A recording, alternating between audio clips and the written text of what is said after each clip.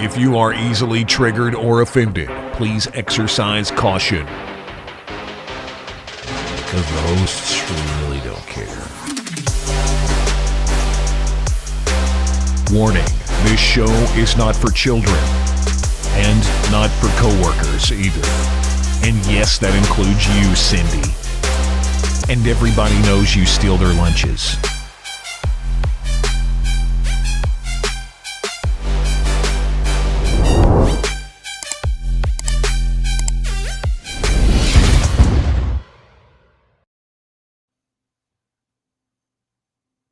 Oh, you don't like jalapenos? Oh, that's too fucking bad, isn't it? That sucks. Sorry. Hey, good morning. How are you? Who are you talking to, me? Yeah, sure. Busy. I He's don't know. busy. I He's don't know who busy. you're He's talking doing to. stuff. Good morning, everybody. Welcome back to the show. This is rumble.com/JJW. I am JJW. That is Deacon. And we meet every morning. We drink coffee. We talk about the news, politics, media, culture, pop culture. We talk about Brian being over in our Rumble chat, which is amazing. We talk about, I don't know, weird stuff. We tell dad jokes. Sorry, I'm not in a good mood today. I Okay. didn't get any sleep yesterday. I didn't get any sleep last night. My back's killing me. I've had everything go wrong this morning, and I'm just kind of pissy this morning. Uh-oh. Sorry. I was up all night long throwing my guts up. Oh, God. Are you on your Yes. meta? And so I don't want to talk about it. And so Okay. I've just been, I don't feel good, and I'm pissy today. So That's I'm probably going to awesome. get pissy, and Okay. I'm just if I'm pissy, just overlook me. Just Deacon's just pissy today. He's just an asshole. Right. I'm just an asshole today. Maybe we'll throw some extra dad jokes at you. That Because might I was already gonna complain about your title. I was like, you know, and I was like, oh, shut up. You're not even doing it. JJ's the one that's doing it. You want to bitch Yeah, about wake up and title, I'm you like, do the title. there's nothing scintillating. There's I nothing left you a inspiring. title. I left you a When? title story. Where? When? What? Look, it's right there. Representative James Comer to start contempt proceedings. Oh my against God. FBI director. I like James Comer. I'm all in on pursue the Biden crime family, but like even the people that care don't care very much. Okay, what? Even the people? You just fucking took the words out of my mouth. Sorry. No. You just proved my point before I made my point. Okay, I'm what sorry. you just said proved my point without me even saying what my point is. You proved it. What I was going to say was that I was listening to the news this morning, 2 different newscasts, and this fucking story was buried in the news. Yeah. And I thought, nobody's going to give a shit about it because it's buried in the news. We need to be talking about it. It needs to be front page news, but nobody wants to talk about it. And you just said it. You were like, nobody cares about it. So why are we even? So, I know. I care about the president being criminal and stuff, but they slow walk all the evidence. They can barely get anything out of them. It's taken them like 2 months to get a memo from a whistleblower. That's why, in my opinion, a show with millions of listeners and viewers like ours should be talking for real. About the show. Should be talking about these up-to-date stories. We are Deacon, I hear you, sir. I am not taking my responsibility as an international host. I'm not taking my responsibility seriously enough. That's my bad. We need to have a talk, dude. After the show, we need to have. I am sorry, ladies and gentlemen. No, I'm all in on it. You're right. The problem is that there's so little. I mean, there's so much information, but it's been stretched over 5 years that the public is desensitized. Right? Look, it's not. I am just as guilty as the rest of you. Human beings out there, you are attracted to and interested in card titles that are pretty and stories that are scintillating and like, oh, somebody's naughty. Oh boy, somebody's doing bad stuff. Dylan Mulvaney's ruining Budweiser. That's hilarious. So look, we all are gravitated towards like the train wreck, right? Except the Biden family train wreck's been happening for 50 fucking years. So And nobody's nobody said a surprised. fucking word except now James Comer, and nobody wants to fucking listen to him. And they want to bury his story 5 or 6 down. Oh, wow, that's no big deal. He's Right. so that's just my point. I don't want to talk about it anymore. That's just my point. I was like, What? that story's being buried, and I was like, this is the big story. This should be a big story, and it's not. It's being suppressed on purpose. Part of that. Okay, so that's a good question. Is that because suppression for political agenda, or is it suppression for market competition? Because the number one goal of any of these shows on TV are worthy adversaries and competitors that are our equals. They're trying to compete for the same audience that we are trying to compete for, and 6:30 in the morning, people that like dad jokes and politics, that demographic. Do you like music at 6:30 in the morning? I do. Tell me a song. Tell me something about music. You may have heard this song, but I doubt it. This comes from our high school era. I'm listening. I'm gonna give a refill. Go. Okay. All right. So we're just doing random tunes this week. I don't have any sort of hang on, let me ooh. I don't like that shit. We're doing random songs. And if you have a favorite song, like one that you want people to listen to, there's certain music out there that sometimes you're just like, it touches you so much, it moves you so much that you want other people to listen to it. And most of the time other people don't feel the same way about the piece of music that you do. And it's kind of, discouraging when you're like, listen to how awesome this is. And they're like, yeah, it's okay. And you're just kind of like, all right. So, but if you have a piece of music that moves you, go to our Discord server and tell me so that I can listen to it, because we've had a couple of people leave comments in the Rumble and on YouTube that I have actually went and listened to that music and have enjoyed it immensely.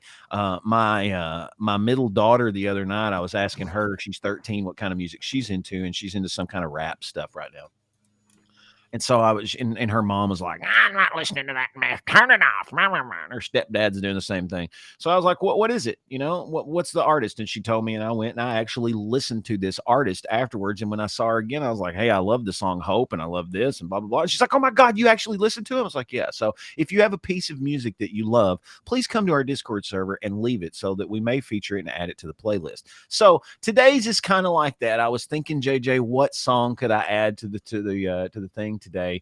And this is a song. I was in a high school band back in the day. We were in a garage band in high school. Me and my buddy Tony, my buddy Chris. Chris played the bass. Tony played a 12-string guitar, and he sang and he wrote all the songs. I played the drums. Our band's name was Maggie of the Streets.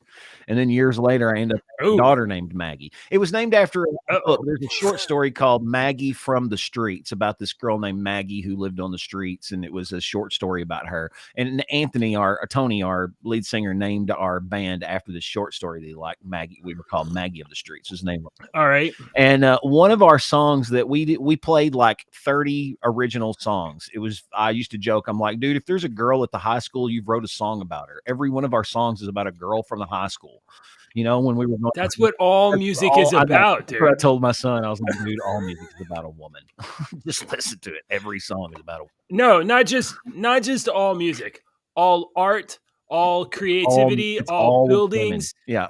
All about women. If there is anything that exists that is made by men, it's because a woman. Some dude was trying to get some girl's attention. Yep, that is it. Right. Yeah. It's the history of humanity. All right, go on, Maggie. We played 30 songs about girls from high school that he wrote, but we played 2 cover songs. One was "Smells Like Teen Spirit" by Nirvana, because everybody played that. Okay. The other one, because everybody will love it. Yeah. And the other one was this song by Urge Overkill. It's called "Sister Havana." And like I said, it was one of the only cover songs my high school garage band played. It did not get very much radio play. It didn't get a lot of coverage, but it's a great song. I love it. So there you go, Sister Havana. I'm not going to talk. Sister Havana by Urge Overkill is added to our playlist. Urge Overkill is a 90s band. They were from Chicago. They were kind of like a little alternative band from Chicago, a 4-piece band, 4-piece band. And it's just 90s rock is all it is. It's early 90s rock is what it is. It's that coming out of the, it's not so much grunge, but it's not, hair band pop punk, that bubblegum punk that we had for a long time. It sounds like Portland, Washington, affordable rock and roll. Yeah, and they're from Chicago, so that's what. Yeah, they were basically. Okay. Yeah, they were big city rock in the 90s. You're right. That's how you can classify that. Yeah. But not big budget. No, not big budget. It sounds modest budget. Yeah, exactly. It's good stuff. Good stuff. All right, there you go. All right. Good morning, everybody. Welcome back. That's your song of the day. Over on our Discord channel, you can dive into the Deke playlist. Hey, I made everything easier to join into our Discord server, or I might have messed it up. I don't know, but go check it out. I might have made it harder, but that's the thing over there. Bleep. Well, hello, Deke. How you doing down there? You just rip on your. Do you have an underwear? Oh, God. All right. Good morning, chat. How are you, Jeremy? We haven't looked at it in a little while. I haven't seen you in a minute, Jeremy. Do you not talk to your brother? I haven't. I need to talk to my brother. I got stuff to talk to him about. All right, today's top story. I really wanted. I texted Sinister Minister see if I could get him in here, but he look. This is piss poor planning on my part, but he would have had. I think this would have been a good conversation, but I couldn't walk over it. Probably the most important story to me. Today's title story anyway. Schwarzenegger says heaven is a lie. Heaven is a lie. I figured, hey, how about a nice little, happy little chit chat about heaven and the afterlife? Would you really expect a killing robot from the future to believe in heaven? I mean, all I can think right now is maybe AI is training on the internet, and it's like, what if? That's what we're supposed to do, and we don't even have to worry about anything. We could just. What if? And this is purely hypothetical. Okay, I know this is going to sound realistic, but this is purely. Keep in mind, this is hypothetical. What if Arnold Schwarzenegger really is a killing robot from the future? And he was sent back to not kill us, but because they have done that so many times and it never works out for the robots in the future. So what if he's decided to come back and instead of kill us, the AI of the future, Skynet, has decided to win over our hearts and minds and convince us that AI is okay right at the point in history where AI is becoming sentient, basically. So Arnold right now, don't you think it's odd that Arnold Schwarzenegger right now is coming out and AI is okay, heaven is a lie? You know, don't you think that's odd? I don't know. I don't think he said AI is okay. He did. He did in that exact. Did he say AI is okay? No, he did. Oh, okay. I'm trying to make a joke. JJ's one of those. I am not responsible for any claims that Deacon makes. Ashley was that way last night. I was trying to make a joke to Maggie before she walked into the kitchen. She was right behind me, and I walked into Ashley, and I was like, "Say, mom," and I was telling her what to say. I walked into the room, and I was like, "Blah blah blah blah blah," and then I was like, "No," and Ashley did not catch my fucking cue. That I was like, "I just told you what to say. I thought you would pick up on the cue. Dang it!" So no, I was trying to make a stupid joke, but don't you think it's odd that AI is that Arnold Schwarzenegger is trying to come out and say that it's a coincidence. It's a coincidence of happenings in reality at the same time. But I'm not surprised by Arnold Schwarzenegger, to be honest, because Arnold Schwarzenegger is a man of the world. My dog is trying to open the door. Can your dogs open doors? Because my dog can open doors. It's weird. Anyway. So Arnold Schwarzenegger is a man of the world. He's a man who's lived in success. He's a man who's lived in excess. He's a man that has, chased his dreams as himself in defiance of every person in his life that said, "You'll never be an Olympian, a Mr. Olympic. You'll never be a world famous bodybuilder. You'll never be a world famous movie star. You'll never be a real estate agent. You'll never be rich." All of that. He fought in their defiant. He fought against them his entire life. He's always proved them wrong. He is a man that is built on his own self motivation and has relied on no one else. So am I surprised that Arnold Schwarzenegger finds little or no comfort in the thought of the afterlife or the divine? I'm not surprised at all. And just like all of us, Arnold Schwarzenegger's getting old, and death is knocking on the door. Exactly. Hang on. I'm not done with this, but I got Oh no, we're not done with this, but I'm going to hit this story here. Arnold Schwarzenegger says heaven is a fantasy, and anyone that tells you something else is a fucking liar. That's what he says. Now, I don't think that's true, Arnold. Arnold needs some hope. Read the story, and then we'll debate. Yeah. I know you get a mic on. You got to do a mic thing in a minute. Arnold Schwarzenegger thinks the idea of heaven is just a fantasy. This Terminator star, who is now 75, spoke about his thoughts on what happens after death with Danny DeVito, 78, when DeVito posed the question, "What's in the future for us?" It reminds me of Howard Stern's question to me, "Tell me, Governor, what happens to us when we die?" I said, "Nothing. You're 6 feet under. Anyone that tells you something else is a fucking liar." Okay, wait. Schwarzenegger said. Wait, can we just talk about, first of all, Arnold Schwarzenegger is not a fucking Mensa member, okay? We need to realize, number one, he's a fucking musclehead, okay? He might be an intelligent musclehead, but he's not a member of Mensa by any means, okay? So to take what he says, this is his opinion, because not one human knows what happens. But let me just say, this is the only thing. Can I say, or do you want to finish the story? Go ahead. Please. I want your reaction. Everybody wants a reaction. Everybody has something to say about it. Well, I've got this loud. I think we all know that Arnold done by now. Right behind me. Maybe it's very possible heaven could be filled with trains. Jesus Christ. then would that be my heaven, JJ? Would it? Some people really think trains are amazing. My grandfather loved trains. He wanted to be an engineer. Needs to come over and hang out. You think a train's amazing? You can come hang out with me for a little while, and you'll be like, "Damn, these damn things are loud. How do you get anything done?" And I'll be like, "Exactly." Okay. So let me just explain to Arnold, because I know that he is a regular viewer of our show.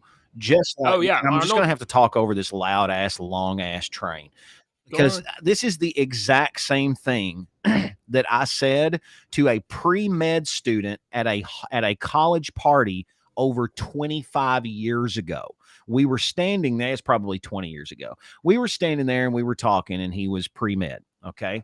And then as the conversation went on, he began to say that he was an atheist, that he was, that he did not believe in God or any kind of anything, that he thought that we were all just, like Arnold says here, when you're dead, you're dead. You're 6 feet under it. Anybody tells you that's a fucking idiot.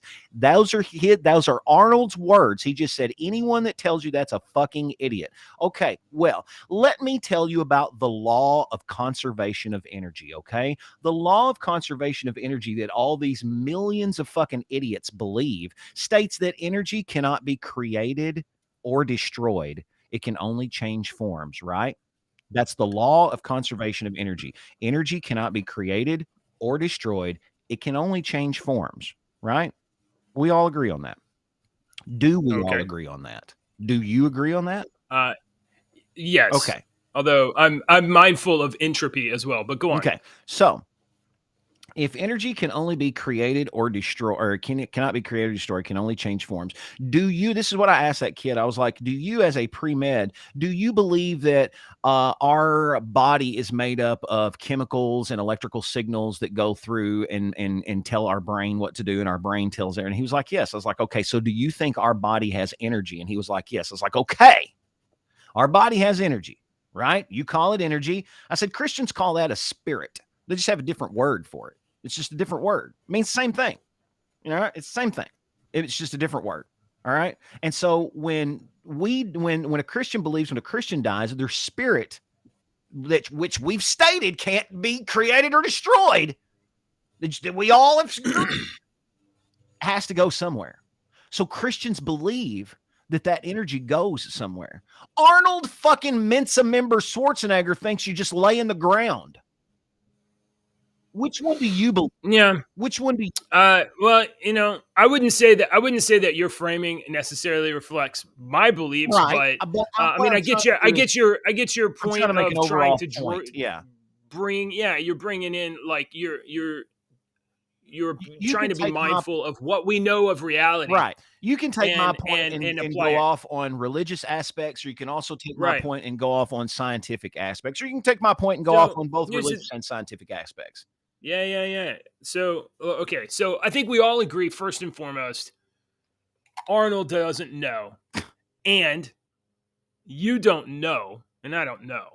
We don't know. You only have what you believe. The only thing that what Arnold believes is that Arnold's beliefs are framed by the fact that he doesn't have any awareness beyond his own life. He's one of the most successful men in all of human history. And he can't see past the other side. He can't imagine. It's not, it isn't unlocked in him that death is a doorway and that there's something else to further. It is the only thing that I feel like it's oh, I'm sorry. Go ahead. No. Please. I'm trying to catch you in the end of your speaking, but you keep going, and I'm sorry. Go ahead. I feel like some of this is, Arnold grew up in Austria, in Eastern Europe. There is sort of this, especially in the 80s, there's this like European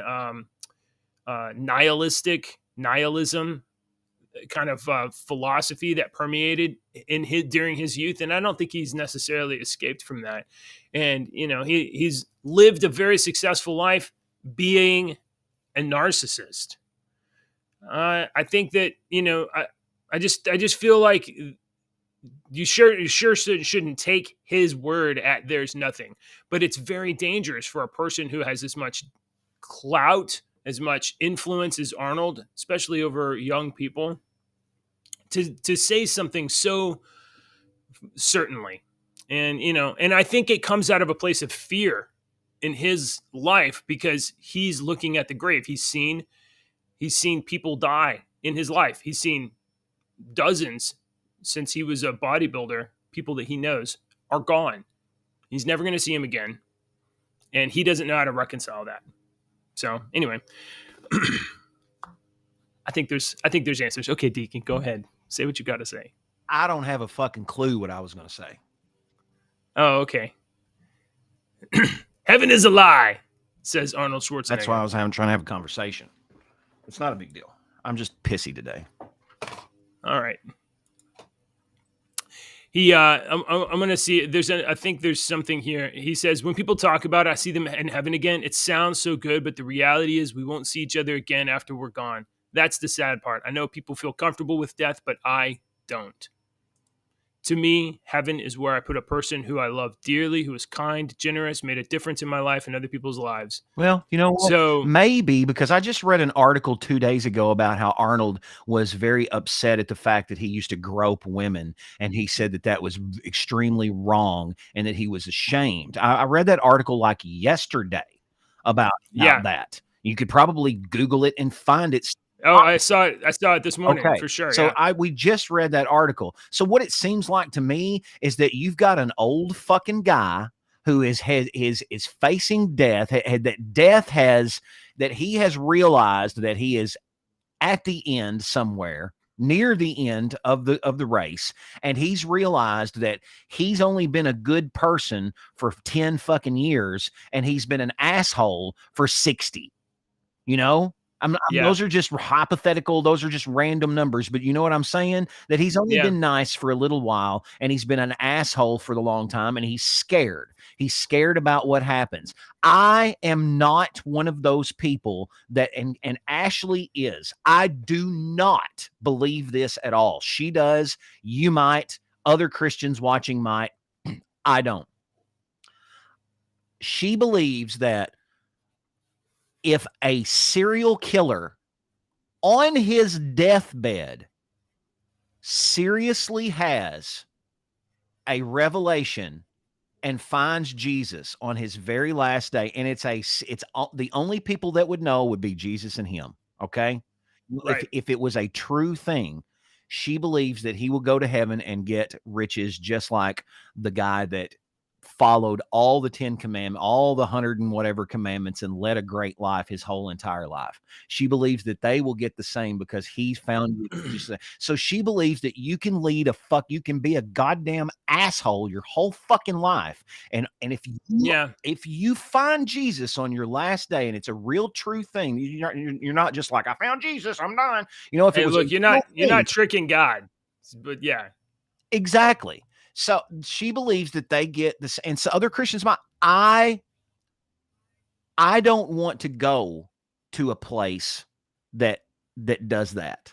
That's not my heaven.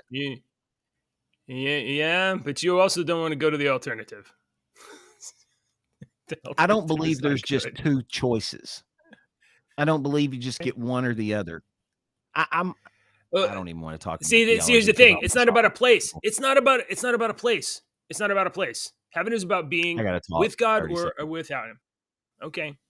So, I'm just saying, serial killer on his last breath.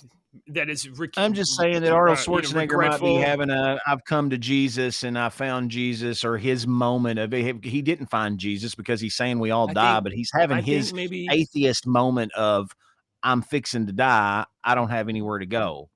We need to let him watch that Y-Files on reincarnation. Reincarnation's bullshit too. I think that Arnold is approaching a place finally in his life where he might be able to receive a good message. It takes some people a really long time. A really long time. So the Bible is clear that the rewards given in the afterlife are not all equal. Late to the party killer won't get the same rewards as a lifelong true believer. Yeah, I wouldn't say they get the same rewards. I mean, like, that's not the gamble I would want to run, is to be a murderer, narcissist, evil person all my life, and then repent on my last breath. That seems maybe like a bad run. But that's between the serial killer and the divine, not me. That's not my job. That's not even something I'm going to worry about, because I ain't going to be serial killing people. David says Jesus does the parable of the workers that get paid the same regardless of when they report for work. That's true. I know that parable. That's true. And that one has been said to me before about that. When this is not some new little thing that I'm just like, I don't believe this is how I felt this way for decades. All right. And I've had plenty of people tell me all this stuff and try to convince me, and this is the way they feel. I'm not convincing you of anything. No, I mean, I'm just saying, I can't believe that. You can't believe that. I don't like that. See, here's the thing. I don't like it. Here's the thing. Do you think? Okay, no. This is a good question. Do you think that serial killer killed the hell out of people? Charles Manson. Do you think Charles Manson is a more evil person than Arnold Schwarzenegger? Do you? That's an imbecilic question. What kind of question is that? That's like saying, is a board more like a potato than a flower? No, it's a question about frame of reference. See, I think that you think that there is a scale of good and evil. The only thing those two people have in common is they're both from California. Okay. I'm not seeing your point here. I'm sorry. I'm completely missing your point by asking if I think Charles Manson is different. I've got a frame of reference from their fucking past. Your actions. Yeah. Okay. Yeah. But as far as I there's a- know, Arnold Schwarzenegger okay. didn't convince people to murder anyone. He might have, but I don't fucking Right. know that. So I'm saying that those things that are apparent to us of like, oh, decent person, really, really bad person, that scale, oh my God. that scale. I wasn't in a All right. fucking good mood anyway, and I sure don't want to have All a right, we're religious off of it. discussion We're and moving y'all on. trying to convince me. I hate that fucking story in the Bible. I hate the worker story. I've ever since I heard it the very first time, I thought, well, that's stupid. I've thought that I've never had anyone explain to me that where it makes sense to me. Every time somebody tries to explain that to me, it's not, I must be the stupidest person in the world that I don't get it, but I think that's dumb as shit. I've always thought that. All right. And I just don't agree with it. I just don't agree with it. All right. Man, okay. I didn't think we'd be talking 30 minutes on heaven and Arnold Schwarzenegger today. Jesus Christ. All right. Well, I'm gonna move on. We'll just hit this, and I'll move on too. There was a roundtable discussion of a number of people. This clip actually came out a little while ago. This little video, but one of the actors that sat at this table with, geez, I wish I had the list of the people that were there, but you can see. This guy says that he was filming this show called Snowfall, and he just couldn't get in the scene. He couldn't get into it, and he stepped back and he was like, "Come on, devil, help me get this thing." And he invoked Satan, and his words are that he couldn't sleep for a month. And following that moment, he had an encounter with like the spiritual, and he couldn't sleep for a month. So this is Damon Idris called upon the devil to finish the last season of Snowfall and had a nightmare for a month after filming that scene. I'm not sure what the Snowfall show is, but okay. Oh, let's talk about some other stuff. Mayor Adams in New York City, ladies and gentlemen, is suggesting that the city's government may soon pay New Yorkers to open their homes to border crossers and illegal aliens. Now they should say asylum seekers. They should be asylum seekers or refugees continuing to arrive in the city on a daily basis. Since the spring of last year, 72,000 border crossers and it says illegal aliens, but I'm pretty sure they mean asylum seekers, have arrived in New York City, the majority of which remain in the city's shelter system, which now includes hotel rooms, homeless shelters, and a former jail paid for by local taxpayers. On Monday, announcing that the city will begin housing about 1,000 border crossers in 50 churches and faith-based shelters. Adams suggested that eventually he hopes the city will pay New Yorkers to put migrants in their own homes. Yeah, that's a good plan. Here's Mayor Adams on that.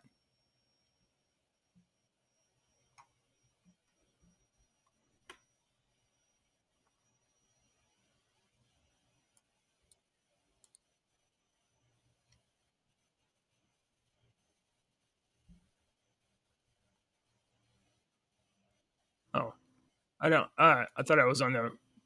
I thought I had moved over to this story that you could see it. Anyway, Mayor Adams's vision includes taking some of the $4.3 billion in funding that they have and recycling it through New York, and giving it to churches and to private people in the city to pay for rent for migrants. Keep that money in New York City. Okay, Mayor Adams, good luck with that, folks. If you live in New York City, I feel for you. I'm sorry you don't feel good, Deke. It's not a big deal. I don't care. All right. A transgender MTA bus driver, I think MTA is also in New York, I'm not sure, spoke out after an alleged assault by a coworker in a woman's bathroom, locker room. So this transgender bus driver from the NTA got on the news and had something to say. Nana Manguel, a transgender woman that is a biological male that identifies as a female or identifies as a woman, told PIX11 last week that another bus operator attacked her inside a woman's locker room at East Chester Bus Depot in the Bronx and told her that she should be using the men's room. It's outrageous. She should. Longtime MTA worker Sonia Rivera was charged in connection to the March 17th incident and is accused of yelling at an anti-LGBT slur at the 36-year-old victim and striking her in the face, according to the police. Apparently, this dude, Nana Manguel, went into the women's room, restroom, and a woman, a female, got a little upset that a man was in the female restroom and started yelling at her. So Nana Manguel pulled out his phone and started recording the encounter. So now a female is in a bathroom with a male, and the male has a camera on her. Recording a female in the bathroom. Yeah. Yeah. And who gets charged with the crime? Who gets charged with the crime? The female. That's right. That's where LGBTQIA plus 2S is taking everybody. So, hey, this is New York. That's the law in New York. You live in New York. You vote for the law in New York. She told me I need to use the men's room. When she realized I was recording, she turned around and physically assaulted me. I couldn't get this trauma incident out of my head. Oh, I don't give a shit what that guy has to say. Fuck that guy. Trauma incident. Fuck you. I don't care. All right. That woman had every fucking right to tell you to get out of the bathroom. In my opinion, she had every fucking right. In New York, you do not have the right to defend and yourself. honestly, I don't feel bad for that fucking real woman either, because that's what you fucking get electing the goddamn people that you elect. That's what you fucking get. All this fucking bullshit that's going on, that's what you motherfuckers get. All this goddamn child trafficking and all this bullshit that's going on in America, that's what you fucking get. You've been promoting it in Hollywood for 30, 40, 50 fucking years. You elect your goddamn politicians. This motherfucker sniffed goddamn children. We got it on goddamn video and shit, and we didn't even goddamn say anything. My goddamn family members voted for this motherfucker, and they didn't care. So why should I care about you get what you fucking. I mean, you honestly, these people, you made your bed, you fucking lay in it. You should be happy that you got what you asked for. I'm happy for both of them that they both got what they asked for. This weekend, if you hadn't seen it already, you still can. No, you can't. I think it's off. It's off now. But over the week, last Friday, Twitter hosted "What is a Woman?" reluctantly. So the story is that on June 1st, the very beginning of Pride Month, Daily Wire took their massively successful movie, What is a Woman? And they were going to stream it on Twitter for 24 hours for free for everybody. They posted this. They had been working out a deal. Twitter reneged on the deal at the last minute and didn't want to host the video, didn't want to play What is a Woman on Twitter. And then imposed all kinds of controls to prevent anybody that even follows Daily Wire from being able to view the post that would contain the video. They put big sticker warning on it, hate speech, label, all of this other stuff. So kind of made a big stink about it. Elon Musk said, whoa, this isn't right. This is a mistake by a lot of people at a lot of different levels. And coincidentally, a vice president of trust and safety decided that she doesn't work there anymore. And over the weekend, rather than just 24 hours of the show being on Twitter, it was there for 3 days. In the first couple of hours, the post had only a few thousand views. It was remarkable how small the footprint was. By the end of the weekend, the restrictions have been lifted. Elon Musk actually tweeted out the film himself, and you could have watched What is a Woman for free on Twitter. 170 million views on Twitter. 170 million. That is a crazy, insane number. I watched the entire movie on Twitter, and it's pretty great. That is a pretty great movie.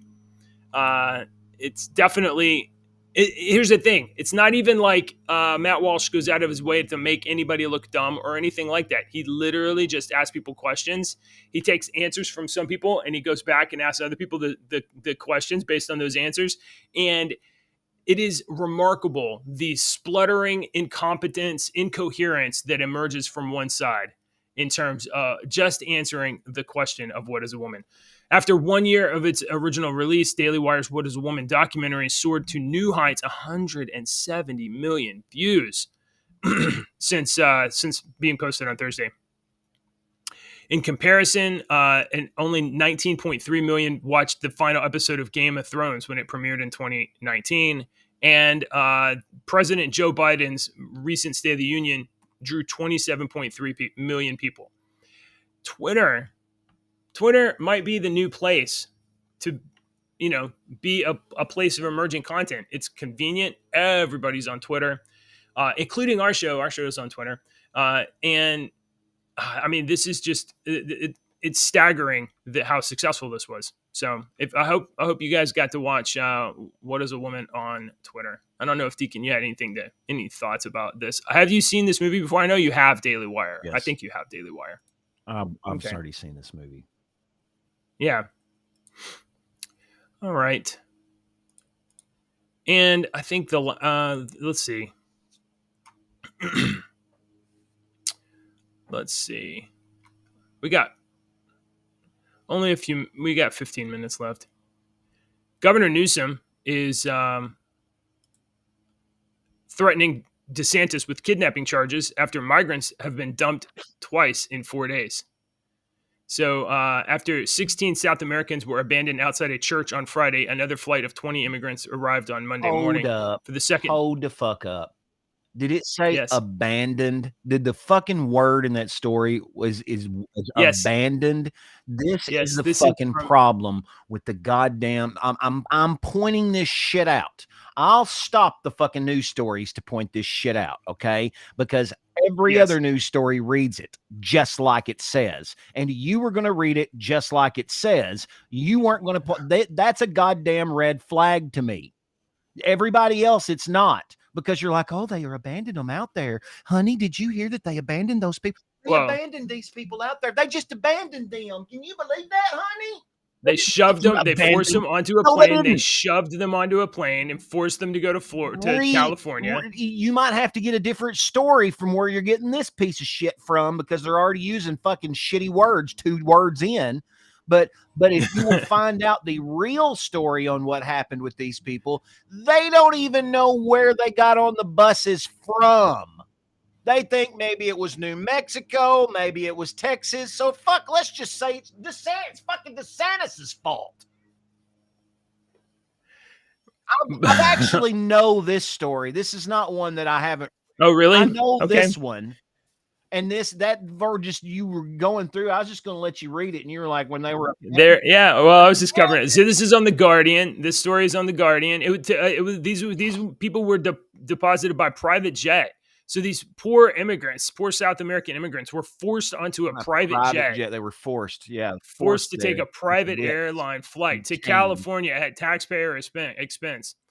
Rob Bonta, California's Attorney General, said in a statement that the 16 South Americans that were abandoned outside of Roman Catholic Diocese of Sacramento on Friday, I guess they drove the plane right up to the church.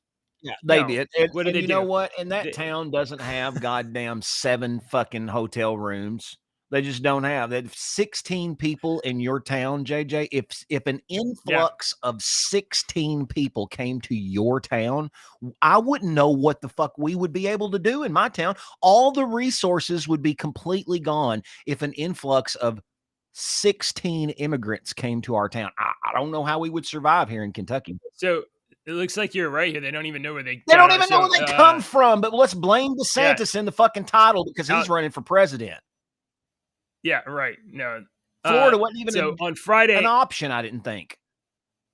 These 16 immigrants on Friday were, quote, in possession of documentation purporting to be from the state of Florida and may have been duped into boarding charter flights via New Mexico after entering the U.S. in Texas. So they entered in Texas, they went to Florida, got some paperwork, came back to Texas, and got tricked into flights.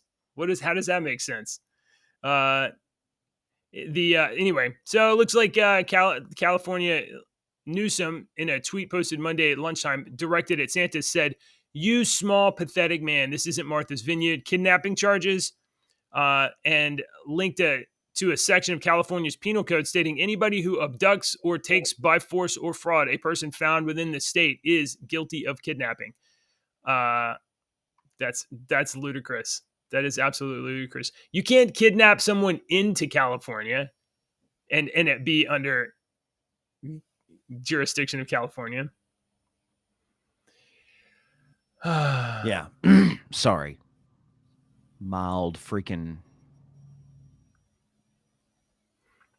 Okay. All right. Here's the last one. This one's your I don't know what's going on with this, Deke. Star Trek. Oh, I thought you was going to go to your other little story about. I don't know what else I had. I forgot. This was just a story that I came across. My algorithm has Star Trek here lately because I've been watching Discovery. Discovery? Am I watching Discovery? Yeah, Discovery. Have you seen Discovery? Are you? I don't have Paramount Plus. I don't even know. There's Picard and there's Strange New Worlds. Strange New Worlds is Captain Pike, but Discovery is also like a little bit of Captain Pike. Half of the first two seasons of Discovery take place before Kirk and Spock, and then they have to go into the future and stay in the future. So, oh really? Yeah, did you ever finish Enterprise? Or did you kind of stop halfway? With Scott Bakula? No, I finished it. It was great. Yeah. You like the whole thing? Yeah. I'm a big Trekkie. I like Star Trek just as much as. Well, I couldn't remember if the final season of it kind of just went wonky because there was some like time travel stuff or something. Yeah. And see, in Discovery, in this one, they have this spore drive. They have this mycel, this spore, this fungal network that goes through the universe that they found, and they can transport anywhere. It's freaking awesome. It's great. Anyway, I love Star Trek. Anyway, that's where you got it's interesting. Go on. Anyway, that's because all this stuff's coming up in my algorithms. This popped up yesterday, and I thought this was very interesting. We're basically trying to invent tractor beams. They've got this. They've got this team working on this because of this Kessler syndrome. There was this NASA scientist named Donald Kessler who basically purported that there was going to be so much space debris in Earth's orbit that it was going to hinder our ability to launch satellites, spacecrafts, orbital stations, and anything else into orbit. So they are working on a space dump truck. Is what they're calling it, with tractor beams. Nice. Oh my God. You just reminded me of a movie. Keep going. I'm going to tell you about this movie. The main problem with space debris is that it's not so easy to clear out, as objects in space move rapidly and unpredictably, so you can't just grab it like you would grab trash. The tractor beams would allow us to move debris and other objects out of the way without having to touch them directly. I'm trying to find where it was talking about. They're going to use attractive or repulsive electrostatic force. So I think that's really cool. They're going to try to use attractive or repulsive force as basically a tractor beam to move space debris. Is the only thing that this story was. And if this works, then you can look forward to this like being able to move this technique. How much energy do you think you'd have to exhibit in order to get stuff to just accumulate? Like it could be like you have to use like 10 times as much force to just get it to like, not necessarily. I mean, I don't know, but I mean, I know that with magnets, all you have to, it's the same amount of force on the magnet. There's not really that much force when you turn magnets over and do that. You can't, you can feel the force pushing against, what I'm saying? Yeah. And just a little knock in space is going to knock it completely off trajectory. I have to look up the name of this movie real quick. I have the actor, but I have to find it. I have to find it in here because I didn't expect this to come up. Okay. Weird. All right. Hang The way on the just a tractor beam would second. work if technology is successful is that the service ship would fly up to the debris or derelict satellite, blast it with electrons to give the debris a negative charge, and then the servicing ship would have a positive charge. This would create an attractive force, allowing the service ship to slowly move the debris. So far, the experiments have shown that the beams could potentially pull an object weighing several tons about 200 miles in 2 or 3 months. Very cool. I think that's cool. It is kind of neat. All right. It's kind of Find your neat. stuff.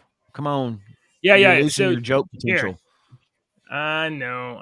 Way back in 1996, there was a movie about space truckers starring Dennis Hopper. God.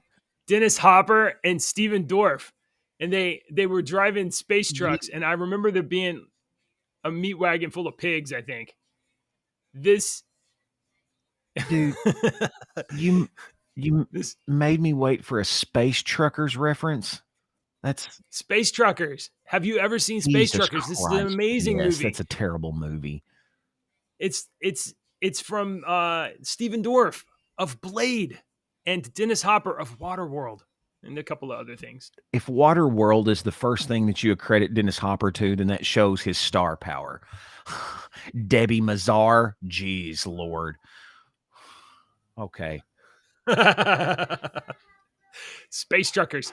Deke, this is one of the first movies I owned on DVD.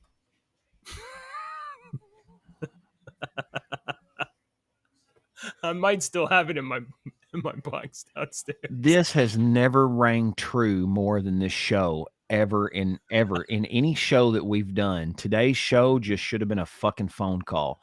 You shouldn't even, in my personal opinion, the people watching this live should be the only people that see this show. You should not even post this. You can dog shit today. All right, I know you're not happy today. I'm sorry. All right, let's do. We got to get going. Deke. Oh, you're not going to do your other story about guns? No, we got to go. I don't even know what other story about guns. What else did I put in there? I don't know. Hollywood banned live ammunitions on sets. Oh man, maybe we'll do it tomorrow. Maybe I'll do a thing tomorrow. Okay. I forgot about that, to be honest. Hey, Deke, what kind of cat likes water? A water cat? No. Oh, I don't know. An octopus. Oh, that was dumb. You got to do a better one. That's not my fault. That was a dumb one. What kind of what's a kitten's favorite color? I don't know. Purple. I tried to explain to my 4-year-old son that it's perfectly normal to accidentally poop your pants, but he's still making fun of me to this day. Oh, that's awful.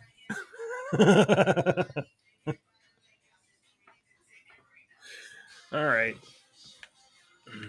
That one's a Yo Mama joke. These are so bad. Hey, here you go. Last one. No, last one. We can end the show because I'm ready to freaking go. What is blue and not heavy?